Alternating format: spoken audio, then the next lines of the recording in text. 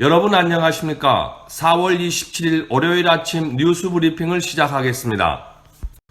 오늘의 주요 소식입니다. 조지아를 시작으로 제재 조치를 단계적으로 완화하는 주가 하나둘씩 늘고 있는 가운데 평소보다 더 빠른 속도로 확진자가 늘고 있습니다. 신종 코로나 바이러스 확산 방지를 위한 셧다운이 시작된 지 6주째에 접어들면서 지역에 따라 서서히 정상화 조치를 취하고 있습니다.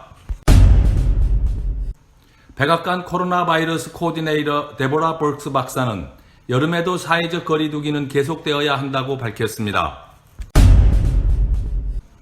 스티븐 무누신 재무장관은 어제 팍스뉴스에 출연하여 신종 코로나 바이러스 여파로 위기를 맞은 미국 경제가 오는 7월부터 회복될 것이라는 낙관적인 전망을 하였습니다. 스몰 비즈니스 보호를 위해 마련한 페이첵 프로텍션 프로그램의 지원금을 우선적으로 제공받은 대기업들이 지원금을 반환해야 할 처지에 몰렸습니다.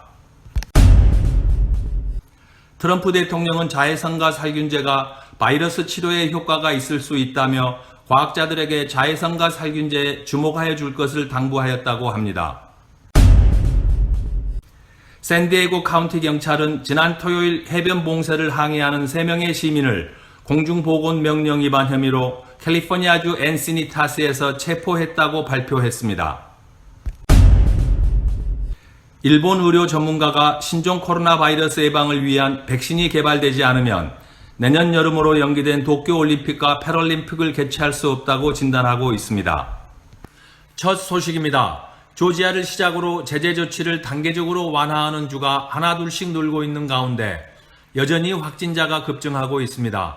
지난 금요일과 토요일에 연 이틀 확진자가 3만 5천 명 이상 증가하여 우려를 자아냈지만 다행히 어제는 2만 7천 명 이하로 증가세가 주춤했습니다. 이제 미국 내 확진자 수가 100만 명에 육박하고 있습니다. 국립알레르기 전염병 연구소의 파우치 박사를 비롯한 전문가들이 미국 내 코로나 바이러스 감염자가 120만 명에서 200만 명 사이가 될 것으로 예상했을 때 설마 했으나 이제 이 예상이 현실이 되어 가고 있습니다. 다음 소식입니다. 신종 코로나 바이러스 확산 방지를 위한 셧다운이 시작된 지 6주째에 접어들면서 지역에 따라 서서히 정상화 조치를 취하고 있습니다.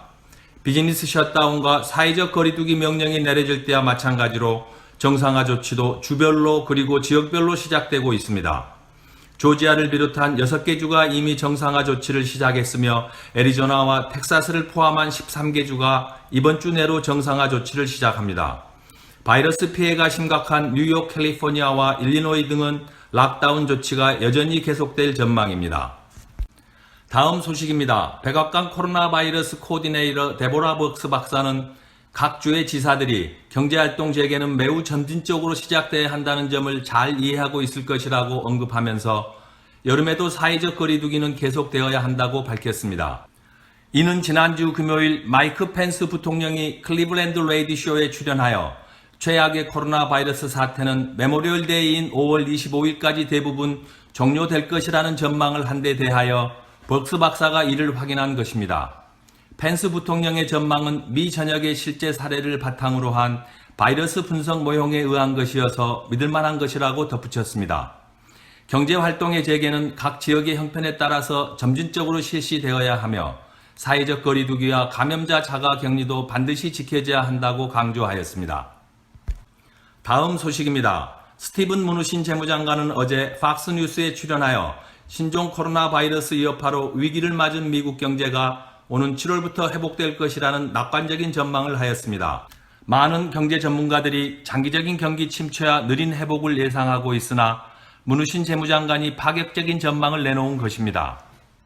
많은 주들이 5월과 6월에 경제활동 재개를 시작하는 가운데 전례 없는 규모의 경기 부양 정책을 실시하고 있어서 7월부터는 그 효과가 나올 것이라는 것이 그의 주장입니다.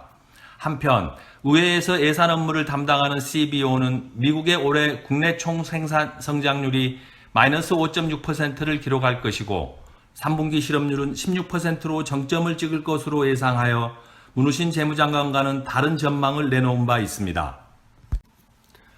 다음 소식입니다. 스몰 비즈니스 보호를 위해 마련한 페이첵 프로텍션 프로그램의 지원금이 일부 대기업에 우선 제공되어 이 프로그램의 재원이 2주 만에 고갈된 바 있습니다. 상대적으로 자금 사정이 양호한 기업은 지원 혜택을 받았으나 정작 여건이 어려운 스몰 비즈니스의 상당수가 지원 혜택에서 제외되어 프로그램의 취지에 반한다는 지적이 끊임없이 제기되고 있습니다. 이러한 비판이 제기되자 SBA는 뱅크 오브 아메리카를 비롯한 담당 은행들을 연방법원에 제소하였습니다.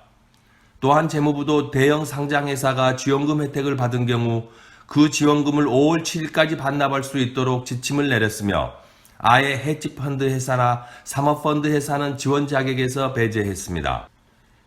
이러한 분위기 속에서 최소 13개의 대기업이 지원금을 반납하기로 했다고 월스트리트 저널이 지난 토요일 이같이 보도했습니다.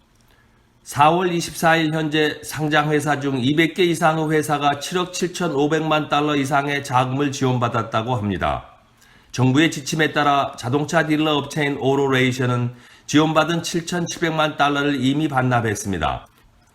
오로레이션은 지난해 210억 달러 매출에 4억 5천만 달러의 수익을 냈지만 종업원 500명 이하 영업장을 통해 지원금을 신청하는 편법을 사용했다고 합니다. 이 외에도 12개 회사가 지원금을 반납할 예정입니다.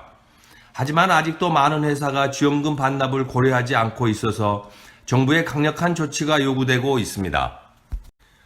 다음 소식입니다. 트럼프 대통령이 백악관 1일 브리핑에서 의료 분야에서 검증되지 않은 신종 코로나 바이러스 치료 방법의 도입을 주장하거나 전문가들의 의견과 판이하게 다른 바이러스 확산에 대한 진단을 자주 하고 있어 혼선을 빚고 있습니다. USA Today 4월 24일자 보도에 의하면 트럼프 대통령은 자외선과 살균제가 바이러스 치료에 효과가 있을 수 있다며 과학자들에게 자외선과 살균제에 주목하여 줄 것을 당부하였다고 합니다. 트럼프 대통령은 햇빛이 공기 중이나 물체 표면에 있는 바이러스를 죽인다는 연구 결과를 언급하면서 이 아이디어를 코로나 바이러스 환자 치료에 연결한 것입니다.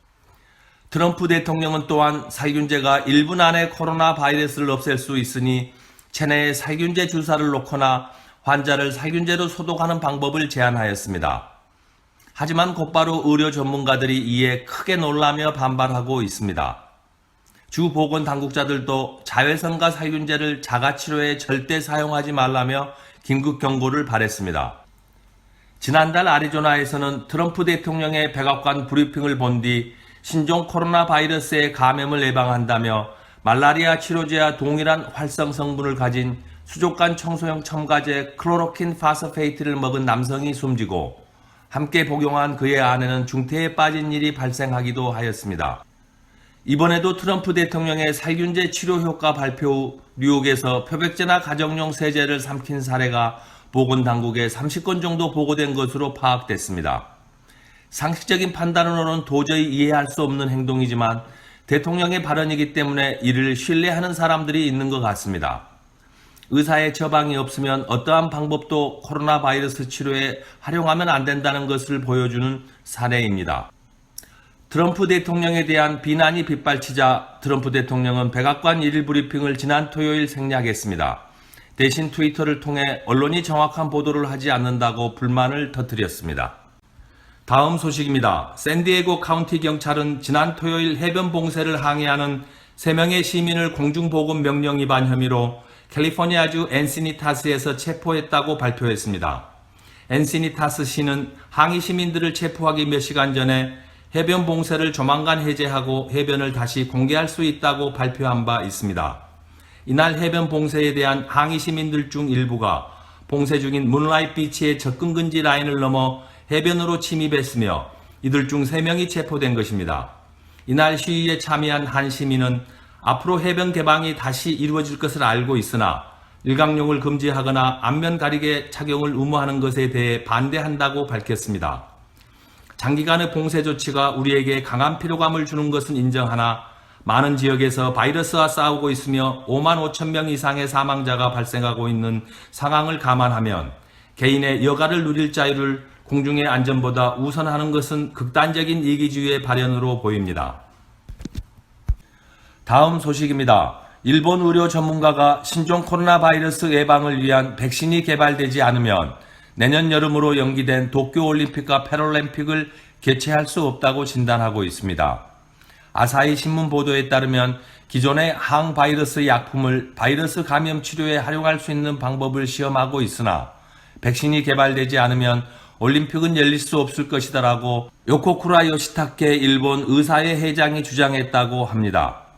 요코쿠라 회장은 일본 정부가 지난 7일 코로나 바이러스 긴급 사태를 선포한 것이 바이러스 확산의 폭발적 증가를 막는 효과가 있었지만 이는 시기적으로 뒤늦은 대응이라고 비판했습니다.